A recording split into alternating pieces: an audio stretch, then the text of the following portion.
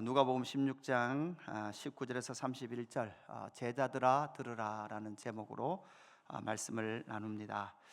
우리는 누가복음 이 15장 16장으로 넘어오면서 이어지고 있는 예수님의 긴 비유의 연속을 계속 듣고 있습니다.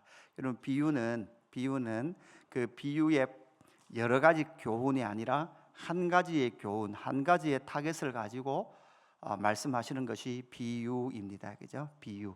여러분, 비유는 다른 것으로 오해를 하면 안 됩니다. 그죠? 여기 집사님하고 저하고 남매라고 쳐봅시다. 이렇게 했는데 다른 것 갖고 이야기하면 안 돼요. 제가 무슨 결론을 내기 위해서 그렇게 비유 적용을 하는 거예요.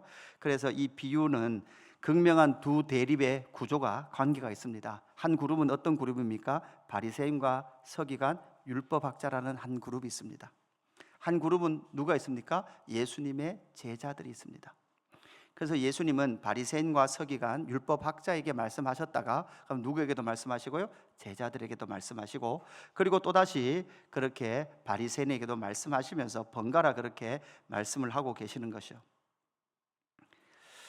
여러분 기억해야 합니다. 누구와 함께 길을 걸어갈 것인가? 여러분, 바리새, 서기관, 율법학자들, 자기의 의와 자기의 열심으로 예수의 길, 아니 하나님의 길을 갈 수 있다라고 말했던 그들의 길을 갈 것인가? 아니면 예수님을 따라가는 예수님의 제자로 살아갈 것인가? 여러분, 우리에는 두 가지 길이 있는 거예요. 두 가지 길, 바리새인의 길과 예수의 길이 있습니다. 이것은 신앙생활 하는 것 같은데 예수의 길이 아니라 여러분 어디 길을 가는 거예요?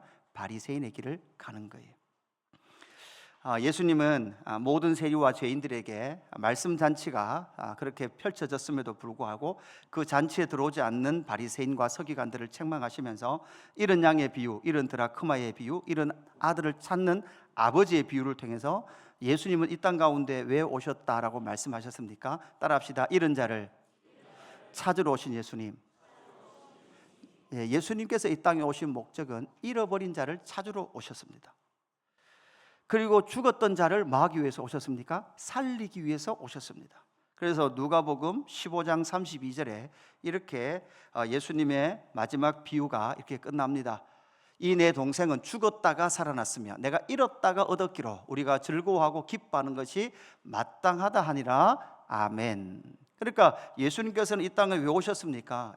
죽었던 자를 막기 위하여 살리기 위해서 오신 줄로 믿습니다. 잃어버렸던 자를 찾기 위해 오신 줄로 믿습니다. 하나님의 열심이에요. 하나님의 열심에 예수님이 매여서 그렇게 그 열심으로 죽었다가 살아난 자, 죽은 자를 살리기 위해서 오셨고 잃어버린 자를 찾기 위해서 이 땅 가운데 오신 줄로 믿습니다. 그러니까 여러분 보십시오. 옆에 계신 여러분들, 이 사람들, 이 지체들은 여러분 어떤 자들이에요? 주님이 잃었다가 찾아놓은 형제들이에요. 할렐루야. 네. 그래서 여러분 때로는 진상 짓을 해도 이해를 하십시오. 그죠? 때로는 밉새 같은 짓을 해도, 그죠? 왜요? 주님이 살려놓았는데요. 그죠? 속으로 님 말 살았노? 이러지 마시고, 넌 말 돌아왔노? 이렇게 하지 마시고, 다 주님께서 이 땅에 오셔서 살려놓았고 찾아놓은 자들인 줄로 믿습니다. 그리고 16장에 이렇게 1절에 시작하잖아요. 16장 1절에 보면 이렇게 말합니다. 또한 제자들에게 이르시되, 이제 누구한테, 16장은 다 누구한테 하시는 말씀이에요? 제자들에게 하는 말이에요. 제자들에게. 제자들아 나의 길을 가기 위하여서 너희가 들어라. 제자들에게 이르시되, 제자들아 들어라 이 말이에요. 들어라.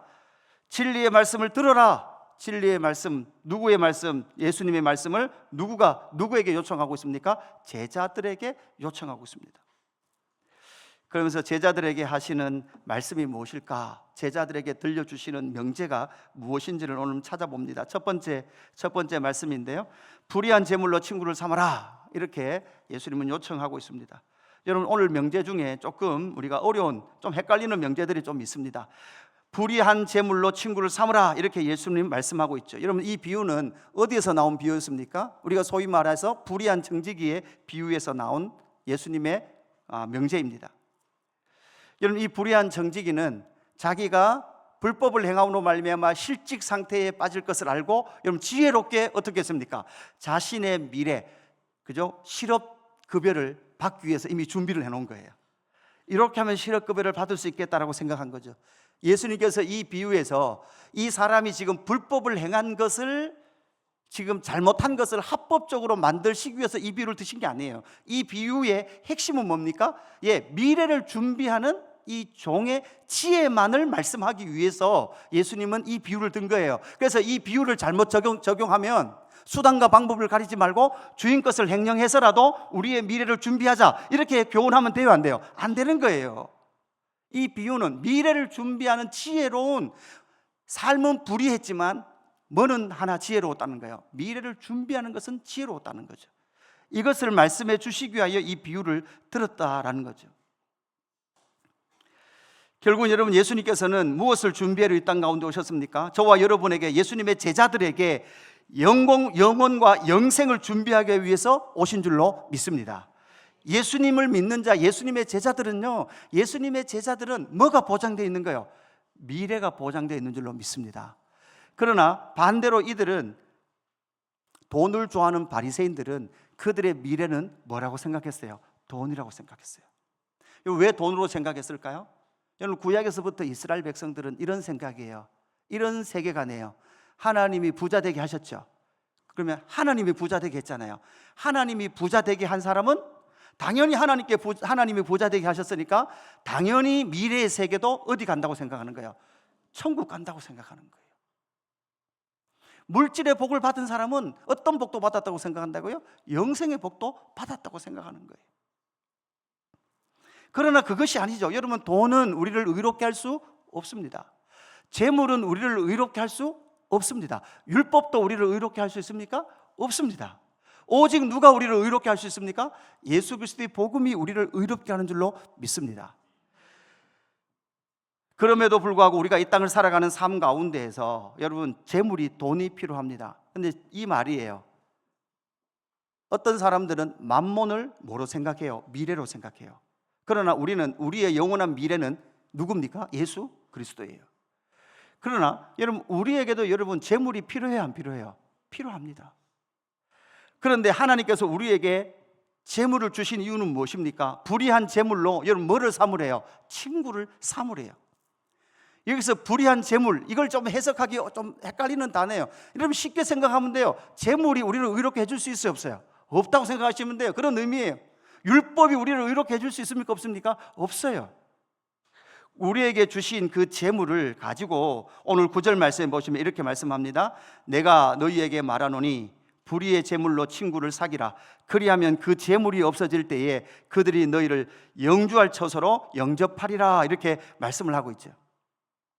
재물은 우리를 의로 인도하는 것이 아니라 복음의 친구를 삼는 통로로 우리를 사용하십니다. 그러고 나서 예수님은 그래서 10절 11절 말씀에 보면 이렇게 말씀합니다. 지극히 작은 것에 충성된 자는 큰 것에도 충성되고 지극히 작은 것에 불의한 자는 큰 것에도 불의하니라. 너희가 만일 불의한 재물에도 충성하지 아니하면 누가 참된 것으로 너희에게 맡기겠느냐. 우리를 의롭게 할 수 없는 재물을 우리에게 맡기셔서, 여러분, 유대인들은 재물이 뭐를 보장한다고? 미래를 보장한다고 말씀하지만, 그러나 예수님의 제자들에게는 의에 도달할 수 없는 재물이지만 이 작은 재물을 뭐 하셨다는 거예요? 맡기셨다는 거예요. 이해되시죠? 그래서 여러분에게 지금 있는 재물은 하나님께서 뭐 하셨다는 거예요? 맡기셨다는 거예요. 여러분, 그것을 가지고 여러분 뭐 하는 거예요? 그 재물을 만몬으로 섬기지 말고, 왜? 이 재물은 우리를 의롭게 할 수 있어요, 없어요? 의롭게 할 수 없어요. 의롭게 할 수 없으면 이 돈으로 영생에 들어갈 수 있습니까, 없습니까? 없습니다. 절대 들어갈 수 없습니다. 이 재물을 맡기신 그분의 뜻을 따라서 사용할 것에 대해서 요청하고 있는 거죠. 누가복음 12장에 보면 예수님께서 형과 재산을 좀 잘 나눠 주십시오, 재산을 좀 잘 이렇게 상속받을 수 있도록 해 주십시오 하던 장면 기억나십니까? 그때 예수님께서 이런 비유를 들어요. 한 부자의 비유를 들죠. 누가복음 12장 17절, 심중에 생각하 이르되 내가 곡식 쌓아둘 곳이 없으니 어찌할까 하고, 또 이르되 내가 이렇게 하리라, 내 곡간을 헐고 더 크게 짓고 내 모든 곡식과 물건을 거기 쌓아두리라. 그러니까 이 부자는 뭐라고 생각하는가 하면 심중에 더 이상 쌓아둘 것이 없는 거예요. 더 이상. 여러분 지금 은행에 지금 예금자 보호가 얼마만큼 됩니까? 5천만 원까지 돼요. 이거 모르셨어요? 그것까지 없구나 지금. 아이고 없어 봐가지고 예금자 보험. 근데 몇 군데 은행, 다 은행에 한 군데 은행이 많이, 한 군데 은행에 5천만 원, 다른 은행에도 5천만 원 이렇게 돼요. 그죠? 다 넣고도 더 이상 넣을 데가 없어요, 여러분. 그럼 어떡할 거야? 생각만 해도 기분 좋죠? 뭐 할까? 그러니까 이런 거예요. 쌓아둘 곳이 없는 거예요. 이건 뭐 은행에 더 놔봐야 은행 또 못 믿잖아요. 그죠?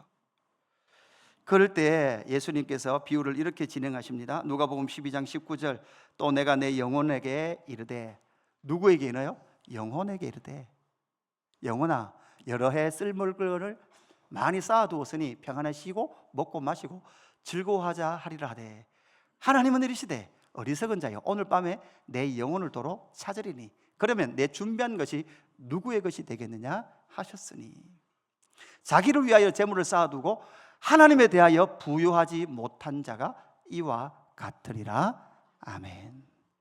만몬으로 돈을 섬기니까 돈에 대해서만 부유해요. 재물에 대해서는 부유해요. 하나님에 대해서는 전혀 부유함이 없는 거죠. 하나님을 모르는 거예요. 하나님의 풍성함을 모르는 거예요.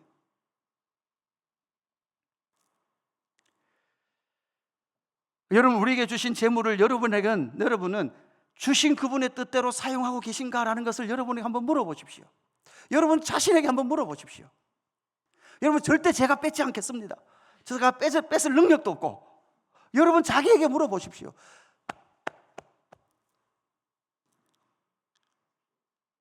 여러분, 선한 사마리아인의 비유에서 여러분 그 선한 사마리아는 어떻게 강도 만난 자를 돕고 있습니까? 누가복음 10장 35절 36절, 이튿날 그가 주막 주인에게 데나리온 둘을 내어 주며 이르되, 이 사람을 돌보아 주라. 비용이 더 들면 내가 돌아올 때 갚으리라 하였으니, 내 생각에는 이 세 사람 중에 누가 강도 만난 자의 이웃이 되겠느냐? 여러분, 누가 강도 만난 자의 이웃이라는 거예요? 사마리아 사람이에요. 이 사마리아 사람은 데나리온 둘을 줬어요. 주인에게 줬죠. 이 사람을 치료해달라고 줬어요. 그리고 뭐라 합니까? 내가 일 보고 와서, 볼일 보고 와서 돌아오는 게 반드시 와서 이 사람이 치료비와 돌보는 비용이 더 들었으면 말이라, 내가 비용을 더 내리라.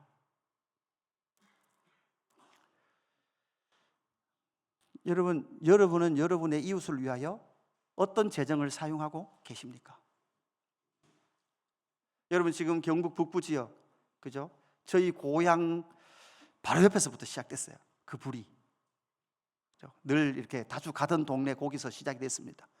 그래서 뭐 역대로 가장 큰 산불이 되어버렸고, 많은 사람들이 그죠, 집과 생명을 잃어버렸습니다. 제가 오늘 찾아보니까요, 이미 많은 교회들이 찾아가고 있어요. 오늘 거기 도리온이라는 교회의 목사님 전화 통화를 하니까요, 예, 교단에서도 오고요, 그죠, 한국 교회 연합회에서도 오고요, 와서 계속해서 무엇을 도울 것이 없냐라고 묻고 있어요. 대구의 큰 교회들도 이미 보니까요, 많은 구호 물품과 음식들을 싣고 소방관을 돕기 위해서 많은 교회들이 벌써 도우려고 그 땅에 갔더라고요. 그런데 중요한 것이 있어요. 여러분, 요게요, 한 열흘만 지나면 조용해져요. 우리는 열흘 뒤입니다. 남들 다 빠지고 나면, 남들이 무관심해지면, 진짜 어려운 건 언제부터예요? 열흘 뒤부터예요. 아무도 찾아오지 않는 그때부터예요. 네. 여러분, 나라에서 막 정치하는 사람들 나와서 다 해줄 것처럼 이야기하잖아요. 그죠? 걱정하지 마십시오. 국가가 책임지겠습니다. 여러분, 진짜 책임질까요, 국가가? 그냥 책임 안 집니다. 누가 책임질 수도 없습니다. 우리는 기도해야 합니다. 그뿐만 아니라 여러분, 기회가 되면 그곳에 여러분 반드시 우리는 헌금도 해서 보내고, 갈 수 있으면 우리가 한번 가서, 지금 교회가 전소된 곳도 있어요. 여러분, 교회가 전소된 것보다 더 어려운 건 뭡니까? 성도님들 가정이 전소된 교회들이 너무 많아요. 여러분, 다 시골이잖아요. 돌아가신 분도 참 많잖아요. 여러분, 그리고 연세가 많아서 이번 충격 때문에 앞으로 돌아가실 분도 엄청 많아질 거예요, 아마. 네. 우리의 돈을 어디에 사용하고 있냐는 거죠. 우리에게 맡기신 그 재물에 여러분 충성하고 있냐는 거예요.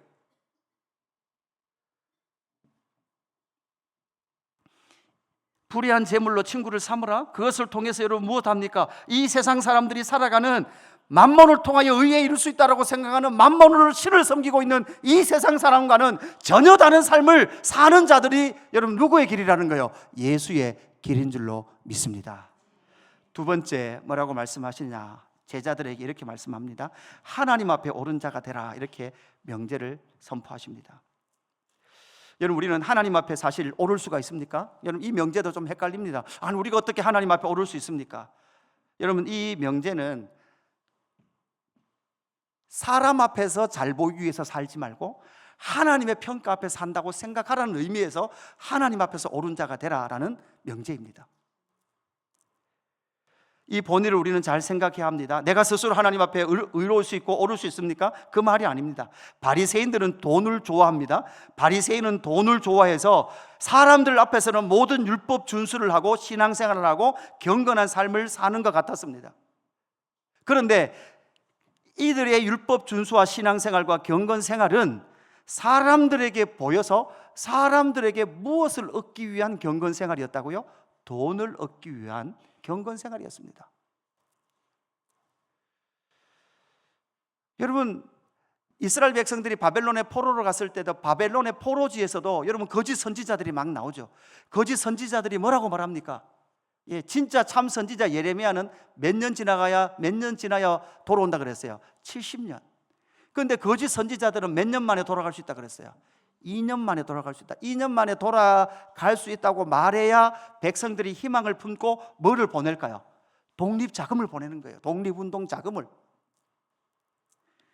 여러분, 대부분 이런 돈으로 많은, 겉으로 보기에는 너무나 좋은 것 같은데 그 속에 들어가 보면 돈의 냄새가 나는 곳이 너무나 많다라는 거죠. 많은 선교단체들도요, 여러분 70년대 80년대 한국 사회가, 한국 교회가 강력하게 부흥할 때 파라처치라 그러죠. 선교단체들이 엄청나게 자신의 삶을 헌신하고 드렸어요. 그리고 많은 사람이 그곳에 모였고 그곳에 많은 헌금을 했어요. 그런데 많은 어려움들이, 여러분 그런 단체들의 결론적 어려움들이 뭡니까? 나중에 알고 보니까 그 모든 재산들을 다 누구 이름으로 하는 거예요? 대표 개인 이름으로 다 자기 소유, 개인 소유로 만들어 놨더라는 거예요.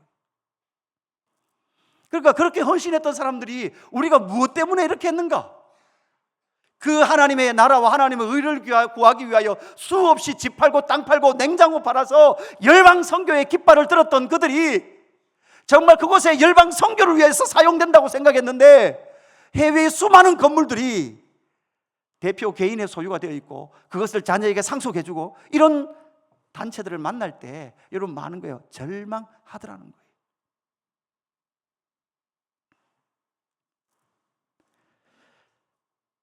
(15절) 말씀에 보면 이런 말씀이 있습니다.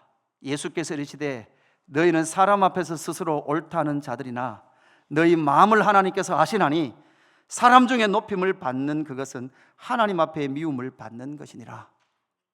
여러분 기억하셔야 됩니다. 사람은 이런 존재예요. 사람은 이런 존재라고요. 그래서 여러분 어떤 면에서는 제도적으로 이렇게 되지 못하도록 만드는 것도 상당히 중요해요. 여러분 예수 그리스도의 이 땅 등기를 담임 목사 이름으로 안 하는 게 이런 뭐예요? 그게 제도적으로 그렇게 되지 못하도록 막는 거예요. 여러분 헌금한 재정을 제 개인 담임 목사 대표자 통장으로 입금시키지 않는 게 그렇게 되지 않도록 하는 방법이에요. 근데 여러분 예수 그리스도에 쓰고 여러분 갈로 뒤에 이런 뭐 돼 있던가요? 거기에 유성으로 돼 있어요. 여러분 저에게 자꾸 그렇게 송금하시고 그러시면 여러분 그거 제 통장 아니에요. 그거 대표자 이름뿐이에요. 교회 통장이에요. 그죠? 그들은 사람 앞에 스스로 옳다 해서 뭐를 받습니까? 결국은 권위, 권세뿐 아니라 돈을 그들은 얻었습니다. 누가복음 14장의 혼인잔치집에 높은 자리에 앉지 마라라는 것은 겸손 넘어서 여러분 뭐라고 말합니까? 자기의 사회적 신분과 지위에만 관심이 있는 그들에게 하나님의 그 기쁨의 잔치는 여러분 뭐로 들어가는 것이라 그랬죠? 은혜로 들어가는 것이다. 은혜로 들어간 자는 상석에 오십시오 그러면 상석에 옵니다. 당신은 내려가십시오 그럼 내려갑니다. 그러나 가장 먼저 앉는 자리는 어디예요? 가장 낮은 자리예요. 가장 낮은 자리에 있어도 기분 나쁘지 않아요. 왜 기분 나쁘지 않아요? 들어온 것만 해도 너무 감사하거든요. 인간은 뼛속까지 물들어 있습니다. 고약한 죄악으로 물들어 있는데, 뼛속까지 물들어 있는 죄악 가운데 가장 고차원적이고 더러운 죄악은 종교를 돈으로 이용해 먹는 겁니다. 은혜로 사는 사람은 여러분 돈에 매이지 않는 사람인 줄로 믿습니다. 이것을 통하여 이제는 돈이 아니라 하나님의 은혜의 말씀과 함께 하나님의 말씀을 성취해가는 사람으로 나타나죠. 그래서 하나님 앞에 옳은 자가 되기 위해서 몸부림치며 살아갑니다. 사람 앞에 보이는 것이 아니라 하나님 앞에. 그래서 18절 이렇게 말합니다. 무릇 자기 아내를 버리고 다른 데 장가드는 자도 간음함이요 무릇 버림당한 여자에게 장가드는 자도 간음함이니라. 이렇게 말씀하면서 이 말씀은 결국은 모세가 내어준 하는 율법의 하위 법령들, 인간이 자꾸 악하게 뭐하니까? 이혼하니까 합법적으로 이혼할 수 있는, 인간이 악해서 허용한 것을 또한 남자들은 뭐 하더라는 거예요? 그걸 또 이용하더라는 거예요. 결국 인간이 빠지는 그런 죄악은 리차드 포스터가 쓴 돈, 섹스, 권력, 이것은 세계가 한 덩어리가 되어 있습니다. 제가 목회해 보니까요, 나이가 들면 들수록 어떤 것이든 인생은 이 세 가지, 돈, 성, 권력이라는 이 도전 앞에 누구든지 놓이게 되더라고요. 사랑하는 성도 여러분, 사람 앞에 살아가지 마십시오. 하나님 앞에 살아가시는 저와 여러분 되기를 주님의 이름으로 축복합니다. 하나님 앞에서 옳은 자가 되라라고 제자에게 말씀하셨죠. 세 번째, 무엇을 말씀하고 있습니까? 제자들에게 예수님이 말씀하고 있는가 하면 모세와 선지자들처럼 권하라. 따라합시다. 모세와 선지자들처럼 전하라. 권하라, 전하라, 전파하라, 선포하라, 이런 의미예요. 여러분, 오늘 비유에 우리가 본문에 읽었던 부자와 거지 나사로의 비유입니다. 여러분, 여기서 보면 부자의 이름은 등장하지 않죠? 그런데 거지의 이름은 등장해요. 그러니까 학자들은 대부분 거지의 이름이 등장한다는 걸 봐서는 이 당시에 상당하게 유명했던 거지가 있었던 것 같아요. 그래서 나사로 그러면 그 부잣집 앞에 있었던 그죠? 거지. 그래서 사람들이 다 알고 있었던 이름 같다라고 추측을 합니다. 여러분, 나사로 그러면 여러분 거지인데, 여러분 인권 침해이기 때문에 부자 이름은 말 안 해요. 그러나 나사로 그러면 누구 집 부잣집이 앞에 있었는지 알아요. 그러니까 이 지금 부자는 예수님이 특별히 이름은 언급하지 않지만 사람들이 다 알 수 있어요. 그 김대감 집 앞에 있었지, 뭐 이렇게 되는 거죠. 지금 한 부자가 있었습니다. 자색 옷과 고운 베옷을 입고 날마다 화롭게 즐깁니다. 여러분, 이것이 원래 인생의 그런 특징이에요. 여러분, 아이들 뭐든지 좀 사달라 그러잖아요. 뭐든지. 그러니까 어릴 때 애들을 데리고 다녀보면 자기가 원하는 걸 막 그죠? 언제든지. 제 동기 목사님이 그렇게 한번 설교할 때 비유를 하시더라고요. 간증을 하시더라고요. 막내 딸이 그죠? 주일날 그 교회 청년들이 너무 예쁘니까 편의점에 가서 네 먹고 싶은 거 골라봐라 그랬는데 껌을 2통이 골랐대요. 그래가지고 껌을 막 한 통을 이미 다 씹어보고 그 다음날 저녁에 와서 씹는데 한 4개 좀 남았을 때 아빠를 까서 주더래요. 야, 대단하다 그래서 받아 먹었대요. 그리고 또 밤에 또 누워 있는데 마지막 껌을 딱 까더니 아빠 먹어 그러더래요. 그래 너무 감동을 받아가지고 저 좋아하는 마지막 껌을 나에게 주다니. 그래서 딱 받아 먹었대요. 그리고 씻고 아침에 딱 일어났는데 아침에 딸이 하는 말이, 아빠 제 껌 아빠가 다 씹었으니까 한 통 더 사오세요 이러더래요. 아빠 내 껌, 그러니까 작전이었던 거예요. 이 딸은 지금 마지막 거 아빠 먹이고 내일 아침에, 그러니까 자기가 원하는 거 있으면 얻어내야 되는 거예요. 그죠? 그러니까 날마다 화롭게 즐기며 그렇게 살아가는 거죠. 반면에 거지 나사로의 삶은 어떤 삶입니까? 20절, 21절 우리 같이 한번 읽어볼까요? 20절, 21절 같이 읽어봅니다. 시작. 그런데 나사로라 이름하는 한 거지가 헌데투성이로 그의 대문 앞에 버려진 채 그 부자의 상에서 떨어지는 것으로 배불리려 하매 심지어 개들이 와서 그 헌대를 핥더라. 아멘. 이렇게 거지 나사로가 살아가고 있음에도 불구하고 부자는 호화로운 생활을 할 뿐 이 나사로를 돌볼 생각은 전혀 하고 있지 않더라는 거죠. 여러분, 앞에와 연결을 해보십시다. 결국은 여러분 무엇입니까? 불의한 재물로 친구를 전혀 삼지 못하는 거예요. 이 사람이 왜 부자 되었는가? 여러분, 부자 되게 하신 것은 부자 되게 하신 목적이 있는 거예요. 목회를 해보니까 하나님께서 교회 규모도 마찬가지예요. 이 규모가 되게 하신 이유는 하나님의 목적이 있어요. 어떤 교회가 좋은 교회입니까? 여러분, 규모가 작든 규모가 크든 규모가 큰 게 좋은 교회다. 여러분, 제가 보기에는 예수 그린교회 등록하시고 다니시는 분들은 교회는 한 200~300명이 적당하다라고 생각하시는 분들이 대부분 여기 계세요.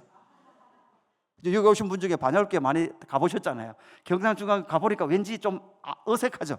그러니까 여기가 딱 좋은 거죠. 그러나 그렇지 않을 수도 있어요.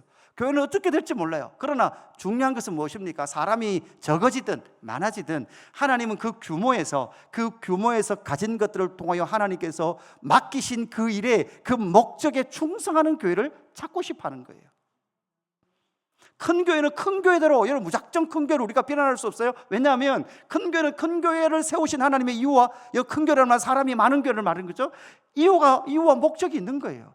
여러분, 그 교회들이, 규모가 큰 교회들이 하나님이 세우신 이유와 목적을 따라 행하면 하나님께서 기뻐하는 줄로 믿습니다. 큰 교회가, 규모가 큰 교회가 할 수 있는 일들이 있어요. 그죠? 여러분, 우리 교회 규모에서는요, 여러분, 지금 저 불난 집에 집을 한 채 또 지어주기 어려워요. 그죠? 그러나 큰 교회들은 그곳에 임시주택이라도 100채라도 짓겠다면 지을 수 있는 그 규모가 되기 때문에, 그런 일을 할 때 그 목적에 부합하기 때문에 많은 거예요. 하나님께서 기뻐하시는 거예요. 크든 작든 하나님께서 부르심의 목적이 있는 거죠. 그는, 이 부자는 불의한 재물을 통하여서 친구를 삼지 못한 채 버려두고 있는 거죠. 여러분, 이 비유는 더 진행돼서 나사로는 죽어서 천사들에게 받들려 아브라함 품에 들어갑니다. 이 비유에서 어떻게 나사로는 아브라함의 품에 안겼는지에 대한 특별한 설명은 없습니다. 부자가 죽어 불꽃 가운데 들어갔다. 여러분, 우리는 예측은 할 수 있어요. 이 부자가 왜 지옥 갔는지, 그죠? 왜 나사로를 전혀 돌보지 않았다. 여러분, 그러나 그것도 이 비유에서 사실은 말하고 싶어하는 비유가 아닙니다. 이 비유의 핵심은 무엇입니까? 부자가 지옥에서 지금 뭐 하고 있습니까? 고통스러워야 합니다. 여러분, 이 부자의 고통은 너무나 극명한 대비를 이루고 있어요. 뭐와 대비를 이루고 있습니까? 이 땅과 영생의 상황이 너무나 달라요. 이 땅에서는 여러분 어떤 상황이에요? 좋은 옷을 입고 있어요. 그런데 영원한 심판에 들어갔더니 그것의 생명이 아니라 뭐라는 거예요? 지옥이라는 거예요. 지옥. 지옥의 불구덩이에서 사는 게 이 땅의 삶과는 너무나 대비되잖아요. 이 땅에서는 날마다 비단 옷 입고 춤추고 이렇게 살았는데, 부자는 고통스럽습니다. 너무나 불이 뜨겁습니다. 그보다 더 고통스러운 건 무엇입니까? 여러분, 천국이 보인다는 사실이에요. 여기서는 천국이 보여요. 여러분, 천국은 너무나 감사하게도, 천국에서는 여러분, 나사로는 밑이 보일까 안 보일까? 지금 보면 안 보여요. 여러분, 밑이 보이면 천국이 안 될 수도 있어요. 그죠? 그냥 나사로는 그 아브라함 품 안에 있어요. 부자가 천국이 보이는 것도 괴롭고 불이 뜨거운 것도 괴롭습니다. 그뿐만 아니라 더 괴로운 것은 자기의 형제가 5이 있는데 그 5도 여러분 이 지옥에 갈 가능성이 있는 것 같아요. 그래서 이 불의 지옥에 오지 못하도록 아브라함이요, 죽은 나사로 좀 살려보내서 내 형제 5명에게 좀 이곳에 오지 않도록 그렇게 전해 주십시오. 아마 형제 5도 상당히 복음을 듣기에 곤란한 상황이 있었던 것 같아요. 교만한 상태에 있었던 것 같아요. 어느 정도 보내야 될 것 같아요. 죽은 사람이 살아나서 이렇게 전해야 될 것 같았던 것 같습니다. 그럴 때 예수님 뭐라고 말씀하고 있습니까? 여러분, 오늘 29절 말씀을 같이 봉독하겠습니다. 29절 시작. 아브라함이 이르되 그들에게 모세와 선지자들이 있으니 그들에게 들을지니라. 아멘. 여러분, 모세는 율법을 말씀하고 있고, 선지자는 하나님 편에서의 하나님의 뜻을 전하는 사람들이죠. 천국 복음을 전하는 사람들, 그리스도께서 명령하시지만 그 명령을 잃은 앞으로 여러분 제자들이 어떤 삶을 살아가게 될까요? 바로 모세와 선지자적 사명. 여러분, 율법 앞에 서면 모든 사람들이 죄인이고 뭐가 필요함을 느낍니까? 복음이 필요함을 느낍니다. 선지자적 메시지는 무엇입니까? 하나님께 돌아오라는 메시지입니다. 여러분, 결국은 우리에게 앞으로 제자들에게 주어지는 삶은 무엇입니까? 제자들에게 주어지는 삶은 바로 하나님의 나라의 복음을 전하는 일이 바로 제자들의 사명인 줄로 믿습니다. 천국 복음이 바로 그것이죠. 우리 전도론, 수요일날 전도론 하면서 하고 있습니다. 여러분, 우리는 복음이 전 인류의 역사 가운데 가장 좋은 소식이라고 그렇게 믿고 있어요. 할렐루야. 그런데 문제는 우리가 그렇게 좋은 걸, 여러분, 좋으면 여러분 뭐 하게 돼요? 말하게 되잖아요. 그죠? 좋은 약 먹어보면 여러분 전하게 되잖아요. 이 약 좋더라. 그죠? 뭐라도 좋은 거 만나면 전하고 싶은데, 왜 복음은 그렇게 인류의 가장 좋은 소식이라고 우리는 말은 하면서도 왜 전하려면 여러분 왜? 그죠? 부끄럽고 두렵고. 이번 주 수요일 날 우리가 했습니다. 제임스 패커는 뭐라고 말했습니까? 복음 전도와 하나님의 주권에 대해서 뭐라고 말씀합니까? 전도는 사람의 일이지만 믿음을 주시는 것은 하나님의 일인 줄로 믿습니다. 그래서 여러분, 우리가 해야 될 일은, 우리는 하나님의 일을 하려고 하면 안 돼요. 우리에게 맡겨진 일을 하는 거예요. 우리에게 맡겨진 일은 뭐예요? 복음을 전하는 거예요. 그리고 믿게 하시는 영역은 누가 하시는 거예요? 하나님이 하시는 줄로 믿습니다. 그래서 우리는 과격한 전도가 아니라 여러분 관계와 인격적인 전도라 그랬어요. 여러분, 수요일날 들어보십시오. 우리가 어떻게 복음을 전해야 될지, 관계 맺음의 복음 전함의 가장 기초적인 것을 지난 수요일날 했습니다. 리코 다이스도 이렇게 말합니다. 무엇이 성공적인 복음 증거인가? 어떤 사람은 사람이 그리스도인이 되는 것이 아니라 어떤 사람이 그리스도에 대하여 듣는 것이다. 우리가 할 수 있는 복음 전함의 성공은 그들이 그리스도에 대하여 듣도록 우리의 소리를 바라는 거예요. 복음을 설명했지만 거절당한다 하더라도 당신은 실패한 것이 아니다. 시도하지 않는다면 당신은 실패한 것이다. 실패는 그가 복음을 믿지 않는 게 실패가 아니라 전하지 않는 것이 실패라는 거예요. 여러분, 우리는 믿어요. 그 사람이 지금 믿지 않을 수도 있어요. 그러나 하나님께서 그를 택하셨다면 내가 전한 이 복음을 통하여 사용하셔서 하나님은 그를 믿음의 세계로 인도하실 줄로 믿습니다. 그래서 전도의 성공은 우리가 얼마나 많은 사람을 회심시켰는지와 관련이 없습니다. 이것은 우리의 자기 확신이 아니라 하나님의 확신, 하나님이 그 열매를 맺게 하시는 줄로 믿습니다. 오늘 말씀을 정리합니다. 제자들아 들으라. 제자들이여 들으십시오. 여러분, 불의한 재물로 뭐를 삼아요? 친구를 삼으십시오. 여러분, 돈은 우리를 영원한 생명이나 우리의 미래를 완전하게 보장할 수 없습니다. 우리를 의롭게 할 수도 없습니다. 여러분, 하나님께서 주신 그 재물을 관리하면서 그것을 친구로 삼아 여러분 뭐 합니까? 결국은 하나님의 복음을 전하는 통로로 사용하는 저와 여러분 되기를 주님의 이름으로 축복합니다. 여러분, 사람 앞에 보이려고 신앙생활 하지 마십시오. 여러분, 목회를 해보니까 여러분의 열심을 어떻게 자극할 것인가, 이 문제가 목사 앞에는 놓여 있어요. 그런데 누구에겐가 보여지기 위한 열심을 자극하면 빠를 수 있어요. 그러나 제가 목회하면서 자주 다짐해요. 그것을 가지고 절대 열심을 자극하지 아니하리라. 하나님 앞에서 옳은 자로 살아가는 저와 여러분의 삶이 되기를 주님의 이름으로 축복합니다. 우리 찬양할까요? 주 선한 능력으로 안으시네, 그 크신 팔로 날 붙드시네, 절망 속에 흔들리지 않고 사랑하는 주 얼굴 구하리, 선한 능력으로 일어나리. 여러분, 이 선한 능력이 어떤 능력입니까? 여러분, 선한 능력, 여러분 이 땅에도 여러분 많은 그리스도인들 중에서도 여러분 모든 돈을 자기의 것이라고 주장하지 않은 채 자기의 소유조차도 하나님의 의와 선을 위하여 사용하는 많은 사람들이 있습니다.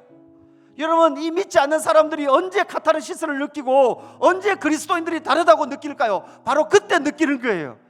자기의 것을 자기의 것이라고 주장하지 아니하고 주님께서 맡기신 청지기로 사는 사람들을 볼 때 복음이 진짜구나라고 그들이 인식하게 될 줄로 믿습니다.